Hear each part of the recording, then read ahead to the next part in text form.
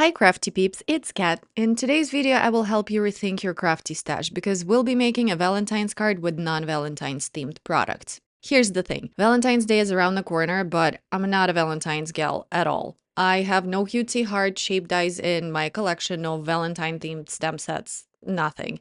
The only Valentine-related thing I have is a sentiment that says Happy Valentine's Day from a larger sentiment set, and maybe some tiny heart stamps. So not much to go off of. And honestly, I wasn't about to go out and buy a bunch of new products when I don't really care about the holiday. So I thought this would be a fun challenge for me to do. Can I find things in my crafty stash that I can make a Valentine's card with? Let's look at the supplies here. I got a stamp set from Simon Says Stamp, and I think it's meant for a birthday, I believe, but we're gonna use it for a different purpose. I do love me some puns, so I think the muffin sentiment will work perfect for what I have in mind. And I have eyelet frame dies from Simon here as well. The card I'm making is gonna be one layer, pretty straightforward and easy, so I do wanna add some extra detail for a bit of visual interest.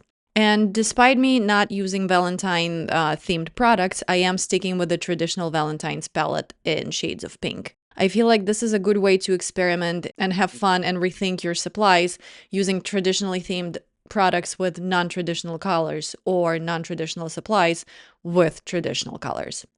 First, let's get our stamping done. I got a plain white 80-pound panel, and I also have a transparent placement guide here. It's not really a necessity, but it really makes my crafty life easier when I try to line things up. I place my stamp right smack in the middle of the panel, and I'll stamp it with black ink. I'm gonna stamp it a couple of times too to get a nice color saturation on my paper.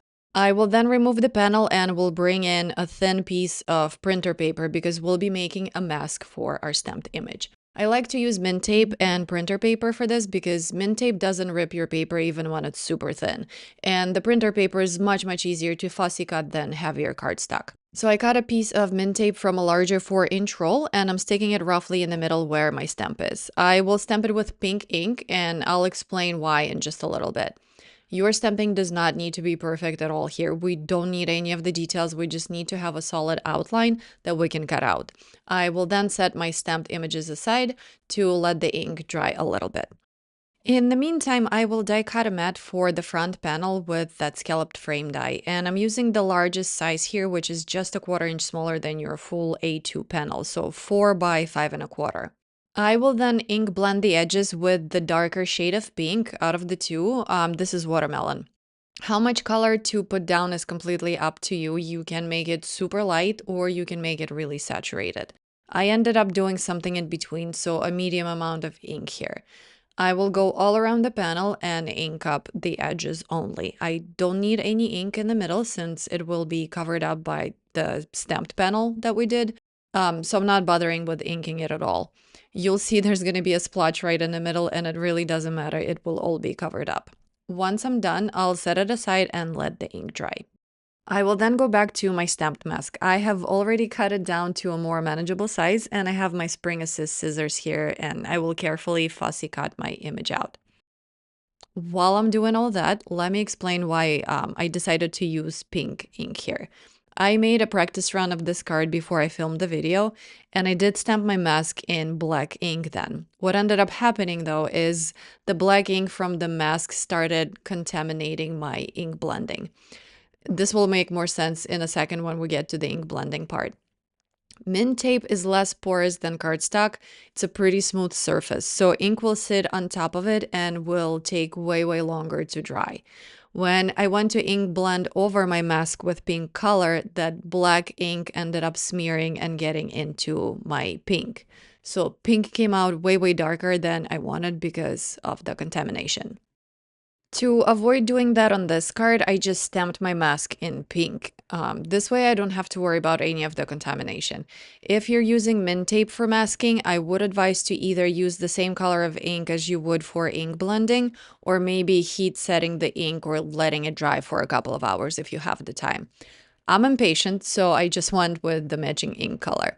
One other thing to note here is when you're cutting out your mask, try to cut right on that stamped line, because if you leave some of the space around it, you will end up with an inked halo around your image. Next, I will very carefully peel off my mint tape from the printer paper. Do your best to remove it in one piece without ripping so it's easier to work with. Next, I will stick this mask right on top of my stamped image from earlier. Sorry, my head gets in the way. You do want to make sure your image is covered completely, and I'll press it all down to make sure that I have no gaps and it's all stuck down properly. Next, I will do some ink blending around my image in the lighter shade of pink. This is Guava. I'm starting on the mask itself with very, very light pressure here. All of this is to avoid any harsh lines. And I'm going in circular motion from the center outwards. I'm using a pretty light hand here and I'm making my circles larger and larger as I'm trying to fade the ink out. This will create a nice focal point for my card and will help me ground my critter. You can go as light or as heavy here with the ink as you want. Again, this is all a matter of personal preference.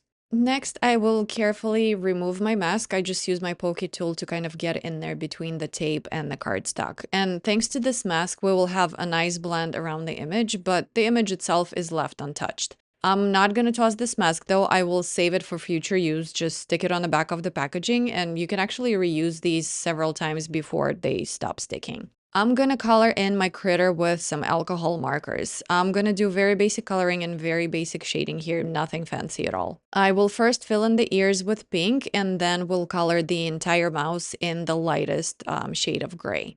Then I will go back in with the medium gray around the edges to create a little shadow and to make the image a little more dimensional. Then I'll repeat the process with the darkest gray shade right on the edges to deepen that shadow.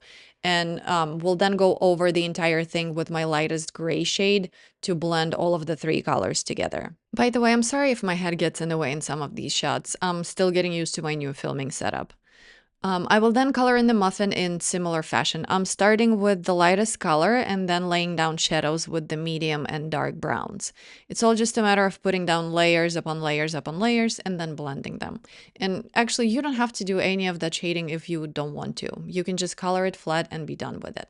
For the muffin wrapper, I went with some teal turquoise kind of color for some contrast, but you can do purple, blue, red even to keep it completely monochromatic. Any color that would basically work with pink would be good here. Full disclosure, after I was done filming, I went over the muffin wrapper with the darker teal marker because I didn't really like how big the color jump was between my light and dark shade, and I didn't think it blended well. Here's a colored image. Very simple, but very cute, I think. Next, I will stamp my sentiment and will again use that transparent placement guide to line it up and make sure it's straight and centered.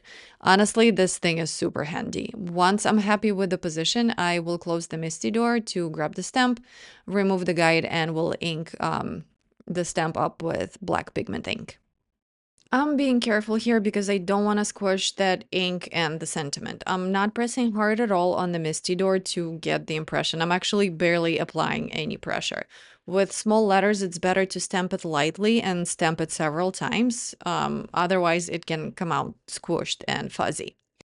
And while I have my MISTI out, I'll also stamp a tiny heart from the same stamp set, and I'll do it in red ink. This color is cherry, and it's the darkest of the ink trio that I'm using today. It's a very pretty red. Y'all, this already looks really stinking cute.